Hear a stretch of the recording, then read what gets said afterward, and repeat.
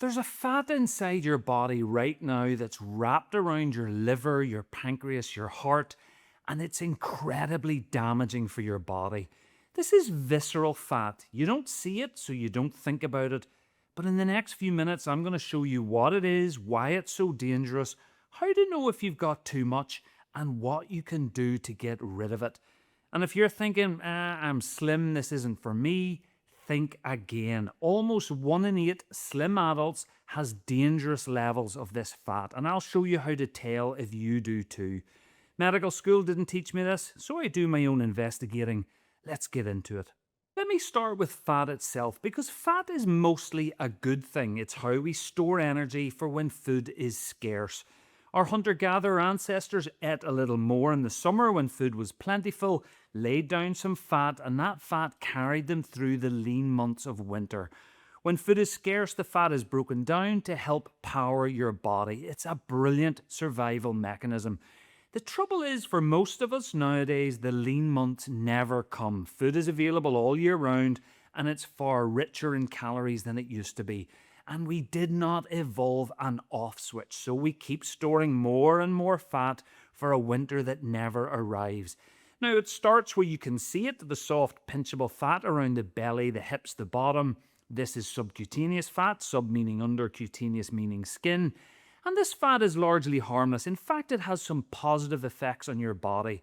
But here's the thing, once those visible stores fill up, the body has no backup plan, so it starts tucking fat into places it was never meant to go, deep in the abdomen, packed in and around your organs. This is the organ or visceral fat, and it's not a well-designed system. For millions of years, we never got fat enough to create visceral fat. It's not supposed to exist. It's really a modern-day phenomenon, and it wreaks havoc on the body. The damage from visceral fat can, broadly speaking, be divided into 2 categories. Firstly, visceral fat releases dangerous chemicals. Fat tissue isn't just a storage mechanism, it's an active organ that secretes hormones, adipokines, which are chemicals that interact with the rest of the body. Now, healthy fat under the skin releases mostly protective chemicals like adiponectin, which keeps you insulin sensitive and calms inflammation. But visceral fat releases dangerous chemicals that do 3 main things. Pro-inflammatory cytokines raise the level of inflammation in the body. Cancer cells tend to thrive in this state of chronic inflammation, so this raises your cancer risk. Those same cytokines accelerate your biological aging by damaging your blood vessels, your immune system, your brain. Scientists have a name for this: inflammaging. And other chemicals make your blood clot more easily, increasing your risk of heart attack and stroke. And the second category is the direct impact of the fat on the organs themselves. Visceral fat doesn't just sit around your organs, but over time fat starts building up inside them, inside the cells, and those organs stop working properly. For example, your liver, which is arguably the worst affected organ, stops responding properly to insulin. That's your first step towards type 2 diabetes. But as the damage accumulates, the liver cells die until the only option is a liver transplant, if you're lucky enough to get one. About 30% of the world's population now has some degree of fat in their liver. Fat in the liver is already the leading cause of liver transplants in some Western countries. Then in your pancreas, which is the organ that makes insulin, as fat builds up inside it, the insulin-producing cells stop working properly. Less insulin is produced, again leading to type 2 diabetes. And in your heart, the inflamed fat directly damages your heart blood vessels. It also increases your blood pressure and increases the risk of irregular heart rhythms. And this is just some of what is going on. Most people never think of visceral fat, but it is one of the leading causes of all the big life killers: heart disease, stroke, several cancers, and dementia. So how do you know if you've got too much of this hidden fat? Well, the only way to see the fat is with some form of scan, an ultrasound scan, a CT, MRI, DEXA scan. These tell you if you have it, but not necessarily how dangerous it is. There is a much simpler way, and it's not your weight or your body mass index which tell you what you weigh, but not where the weight is coming from. The best method is your waist circumference, and in particular, your waist to height ratio. And you can calculate this with a simple tape measure, and I'll show you how to do that shortly. Multiple high-quality studies have repeatedly demonstrated that it outperforms body mass index for predicting health and longevity. And the idea is simple. You want to keep your waist circumference less than half your height. So if you're 180 centimeters tall, you want your waist circumference to be less than 90 centimeters. And why does this work? Well, the tape measure doesn't directly measure visceral fat. It picks up both kinds of abdominal fat together. The fat under the skin, the visible fat, and the deeper fat. And because the two usually rise together and the dangerous kind rises faster once you go past a certain point, a bigger waist is a strong signal that your visceral fat is climbing too. However, slim people can get it too. More on that in the next section. Now, how you measure it matters, and you will still see different explanations. Some will say measure at the belly button, but this is an unreliable landmark. The right way is to measure straight around at the level of the midpoint between the lowest rib and the tip of your pelvis bone. It's the gap at the side that you can push in, and it's a relatively small space. Wrap the tape measure around at that level. For most people, that is above the belly button. Take the measurement on bare skin. Breathe out gently, don't suck in, and then take your measurement and divide this number by your height. It doesn't matter what unit of measurement you use, it could be inches, it could be centimeters, as long as the units are the same for both. And you want the resulting number to be below 0.5. Now, there is a little nuance for older people and people of Asian heritage. It would perhaps overcomplicate the story today, so I won't go into it now. But if this applies to you, leave a comment and I will explain that further. But the direction of travel is the same for everyone. A smaller waist means lower risk. Now, here's the part that throws a slight spanner in the works. You are not necessarily safe if you are slim. There are people who have a perfectly normal body mass index and still have dangerous levels of visceral fat. There's a name for this: TOFI, thin outside, fat inside. In a 2012 MRI study from Imperial College London, researchers scanned 477 adults who were all at normal BMI. Roughly 1 in 8 had visceral fat in the danger zone.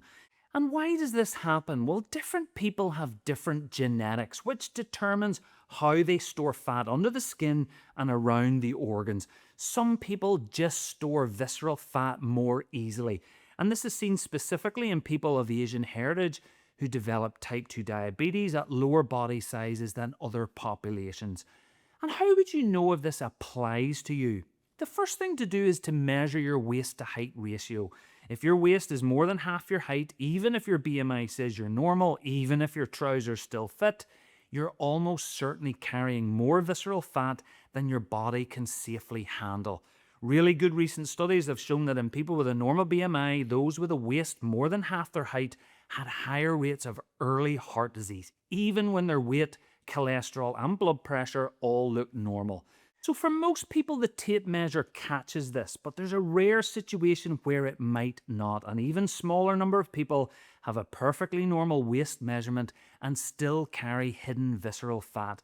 The tape measure misses them. So how would you know if that's you? Well, there's a few signals to watch out for.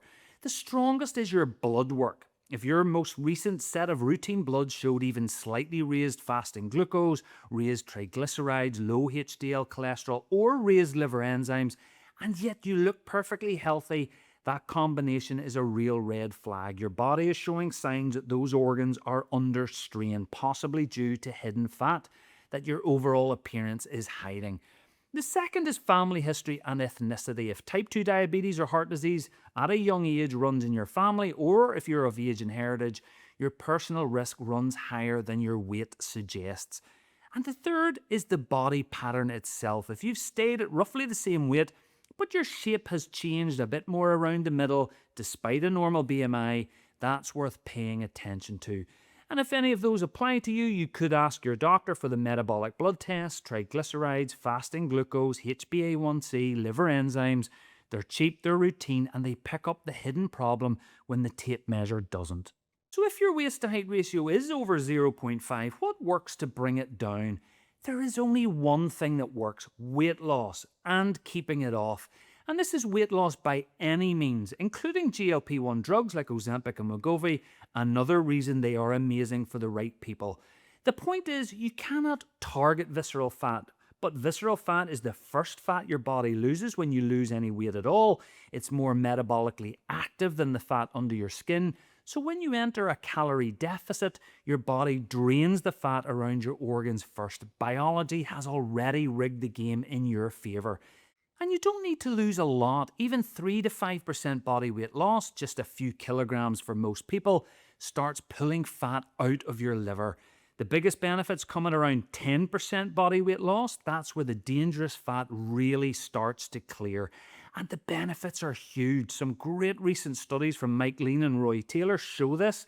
The direct trial showed type 2 diabetes could be reversed with weight loss, type 2 diabetes being a complication of visceral fat. And for the thin outside, fat inside, a follow-up study, Retune, showed type 2 diabetes could also be reversed in slim diabetics, again through weight loss. Now, weight loss for many is hard, and I will do another video on this soon. I have my own method, which I use to lose 21% of my body weight with no drugs, gyms, or diets. This also transformed my health, including bringing my waist to height ratio from 0.53 to 0.48. If you'd like to find out more, there's a free guide link in the pinned comment and description below. But for this video, there are 3 key things that matter. Number 1, nutrition does the heavy lifting. For losing weight, your diet is far more powerful than exercise. Here's why. When you exercise more, your body partly compensates by reducing your metabolism, so you lose less calories over time. Plus, people tend to subconsciously eat more when they exercise, negating some of the benefit. And it's often less effort. Cutting 500 calories from your food with a few tweaks is realistic for most people. That's the equivalent of one medium-sized white chocolate creme frappuccino from Starbucks. But burning 500 calories through exercise means about an hour of brisk walking. Number 2, eat more whole foods. There's no one superfood or supernutrient for losing fat. The research points to the usual suspects. Eat more fruits and vegetables, more nuts and seeds, more beans and pulses, olive oil instead of butter, fish instead of fried meat, less ultra-processed food. That's probably why Mediterranean diets show particular benefit for the liver in some studies. It's probably not the Mediterranean label itself doing the work, it's that this is the most studied version of eating that way. And you don't need to eat less. My life transformation is a great example of that. You just need to crowd out the unhealthy food with more of the healthy stuff. Lots of plants, healthy fats, less processed food. And 3, regular aerobic exercise. Even though exercise is a weak weight loss tool on its own, it does something diet alone doesn't. A meta-analysis found that even without losing any weight, regular aerobic exercise reduces visceral fat by about 6% on average. Diet alone without weight loss does almost nothing. So some regular aerobic activity alongside a lower calorie Mediterranean style diet is really helpful. And one specific thing to cut: sugar sweetened drinks. Liquid sugar, especially fructose, goes almost directly to your liver. A controlled study in 2009 had people consume 25% of their calories from fructose-sweetened drinks for 10 weeks. Even at matched total calories, the fructose group gained visceral fat more than the other groups. And if you see on TikTok or Instagram supplements or exercises that target visceral fat, and the same is true for belly fat, unfortunately, none of these claims are backed by science. Save your time, save your money, use them on the things that actually work. Cut out excess calories, especially sugar-sweetened drinks, eat more Mediterranean, lots of plants, and do some regular exercise. So pick up the tape measure and check your waist. That number is revealing and hopefully a motivation to transform your health and your risks moving forward. And don't forget the free guide for more help. I'd love to hear your thoughts and experiences. I try to answer every comment. And if you found this useful, there are links to more health and longevity videos on screen, and click subscribe so you don't miss any in the future. Thank you so much for watching. Until next time, take care.